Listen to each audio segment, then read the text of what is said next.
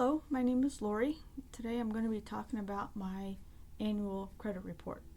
Yesterday I printed it out and I took a look at it. It was a very long report. I have made lots of notes, so I'm basically just going to be reading it off my paper. That way I don't miss anything. Thanks for hanging out with me. So, as I was saying, I ran my annual credit reports from Equifax, TransUnion, and Experian. It is a free service from annualcreditreport.com. I was only able to print out Equifax and Experian. The TransUnion login expired before I could print it out, so basically I'm just comparing two instead of three. The reports had the same accounts, except Experian is missing two closed accounts that are on the Equifax report. A total of 41 accounts is listed by Equifax and 39 by Experian. The reports only go back about 20 years. Because they only go back about 20 years, the reports do not include all of my credit history. Specifically, it does not include when I filed for bankruptcy in 1994. That being said, I should not have filed bankruptcy. I was given extremely bad advice and I didn't know any better. I was very young and had just gotten divorced. I just did what I was told to do. The people who gave me that advice were predatory. I wish I could say that it was the last time I was taken advantage of in the financial realm.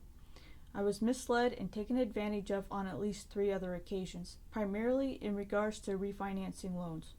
This is not to say getting into financial trouble was not my fault. It definitely was. I just had some help getting there because I was ignorant. The reports do not have any past or present 401k loans or my current home improvement loans.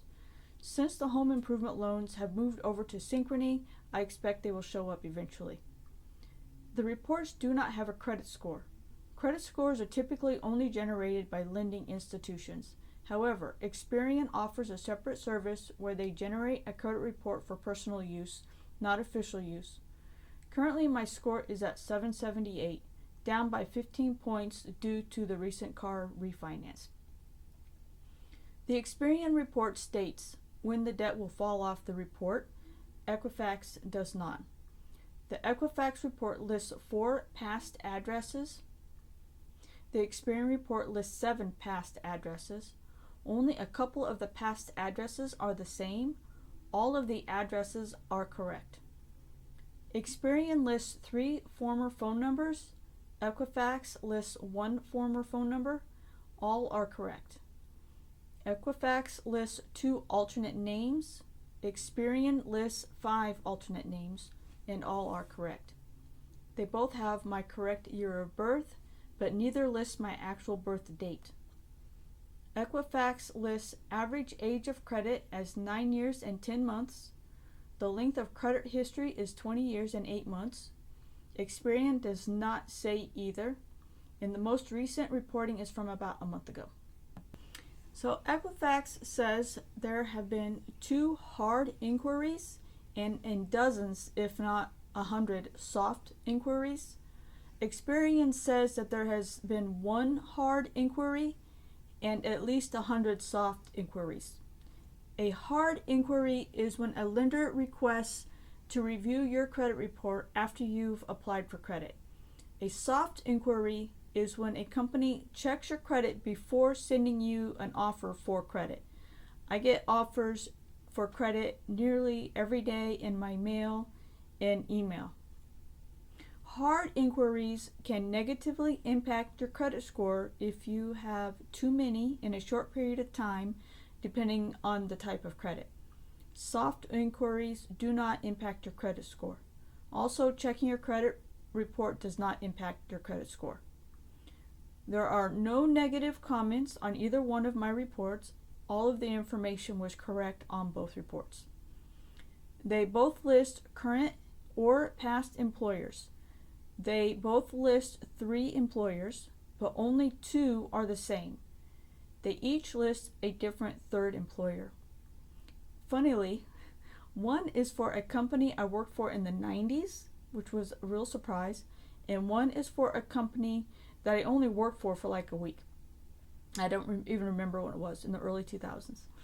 My current employer checks my credit every 5 years.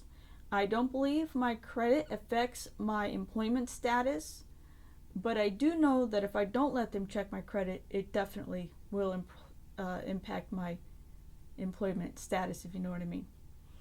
A total credit limit for 41 accounts over 20 years is $1,376,827. This does not include my current home improvement loans or my 401k loan. If I were to include my home improvement loans and my 401k loan, the total would be $1,469,776. I'm going to do some research to see if I can find out what the debt credit limits were for debts from more than 20 years ago. I think it's going to be about $314,400. This includes a mortgage on the very first house I purchased that was $62,100, a mortgage on rental property that was $42,300, mortgage on my second home of $170,000, meaning I sold a house and I bought another house, 2 car loans which totaled about $35,000, and credit cards or other debt of about $5,000. And so this would bring my total lifetime credit limit to $1,784,176.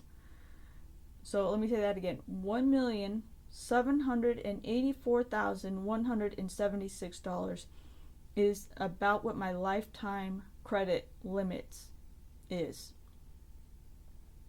It's shocking. I did not expect that. Over the last 20 years, I have refinanced my debt several times. This includes mortgages, a couple of small student loans. It really wasn't very much for the student loans, credit cards, and most recently my car loan. I estimate that I have refinanced at least $656,806. Subtracting the refinanced debt brings the total debt I have either owed or owe to about $1,127,370. I currently owe $444,287, and that means I have paid off about $683,000 in 20 years. Breaking this down further, I have averaged a monthly debt payoff of $2,846, and this does not include the interest. And the best I have been able to decipher is that I have paid back at least $1,165,195 in my life. And this does include debt that's more than 20 years old, and interest as well as principal. So it may actually be more than that amount of actual debt payments. But essentially what that means is I have paid over $482,111 in interest. So how did I do it? Basically I paid it off using my regular job. I have been with my current employer for 20 years, and in 20 years I have been fortunate enough to have earned nearly $2 million. It's a shame because I have nearly nothing to show for it. When I filed for bankruptcy in 1994, I had very little debt, which is why I should never have filed for bankruptcy. My total debt when I filed for bankruptcy in 1994 was like $3,000. It was horrible. It was really horrible that I did that. I didn't realize my mistake until more than 20 years later, and I realized that the people who gave me that advice basically were doing it because I had to pay cash in order to file for bankruptcy, and so basically they just wanted the cash. They did not really care about my actual situation I was in, and I absolutely probably could have. I feel very strongly I could have paid off that debt. So anyway, every time I sold my house, like I said, I purchased 3 houses. Well, 4 houses now, but 3 houses, and I used the money from the sale of those houses, the capital gains, really as a down payment for the next house and for home improvements for the next house. So I didn't use any of the debt. I did not use any of the capital gains to pay off debt except for the mortgage, obviously. So there was no secret or special or unique payoff methods that I used. I just sent the money. I just focused on paying off debt, and I sent every dime that I could to pay off the debt. So the last time I went through this really in a big way was between 2017 and 2021. So like I was saying, this isn't the first time. I paid off all of my debt except for the house I was living in at the time by 2021, and then I sold the house I was living in. And at that time I was debt free. And I was debt free for a very short period of time. It was probably less than a month because I kept using my credit cards. And then only had one. And then I bought this house.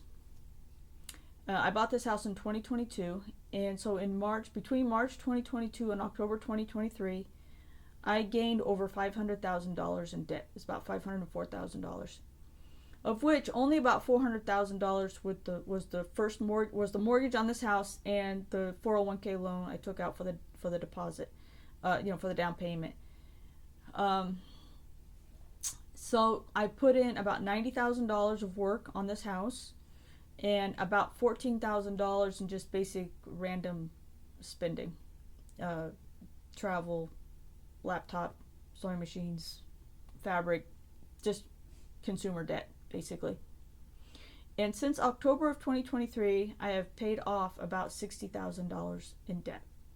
And so here's a breakdown of my debt according to the credit reports and what I know to be true. So the mortgages and the down payment, including refinancing the house refinance loans I've had over the years, and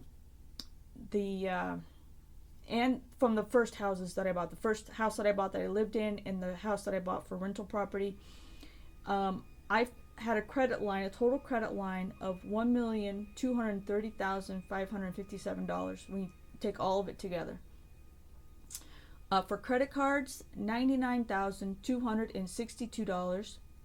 Home improvement loans, $122,205. I have one medical debt, and that was not for me. I actually bought some hearing aids for my grandma, and that was $4,900. I had some student loans totaling $73,989, and I got a couple of student loans for my son, and that was $12,500. So for car loans, including the refinance I just did, I had a total of $90,355. For debt consolidation loans, I had $38,111. And other debt not listed, $112,297. So some might be wondering about the student loans. I signed up for my first student loan in the year 2000 and my last student loan in 2015. I have 2 bachelor's degrees, and I started a master's degree, but I didn't finish it. I paid off all of my student loans by 2018. I don't remember the interest rates. They were between 2 and 7%. The total amount that I paid off would have been considerably more than this $73,989. The student loans for my son were for private tutoring when he was in middle school, and that was one of the lines of credit that I refinanced. I think I refinanced it through American Express. And I think that's it. If there's anything else you want to know, you can ask me in the comments. I don't know if I'll be able to answer the questions, but I'll give it a try. I'll answer it if I can. And I super appreciate you hanging out with me, and I appreciate your support. I hope that you found this information interesting, if not entertaining. I know that for me, it was shocking. It took a lot of mental effort to even look at my credit report. I was afraid that I would see something there that was unexpected. My actual worst fear was that I would see that my student loans had not actually been paid off, and they had been. I paid them off a long time ago, and basically I have the letters saying that they're paid off, but I've heard so much stuff in the news about student loans and people having their wages garnished and other kinds of stuff with student loans and the interest rates, and I don't even know what all. I was just afraid. I just had some anxiety about that, but I'm really happy to say I paid them off many years ago, and I have the documentation that says I have paid them off. Let's see what else. I guess that's it. I guess that's really it. I really, if you haven't checked your credit report, I suggest you do so. It's not that bad. It wasn't that bad for me. I was surprised at the amount of credit I've been granted over the years, altogether total credit. I was really stunned by that. The fact that they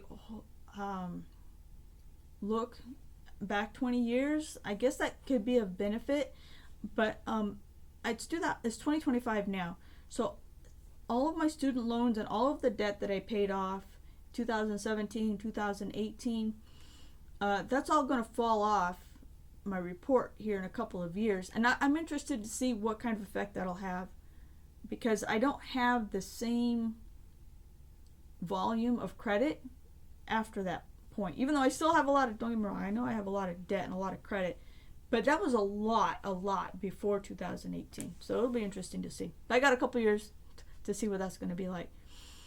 Alright, so I guess that's it. Thank you very much for hanging out with me and watching and supporting, and I'll talk to you later. Bye bye.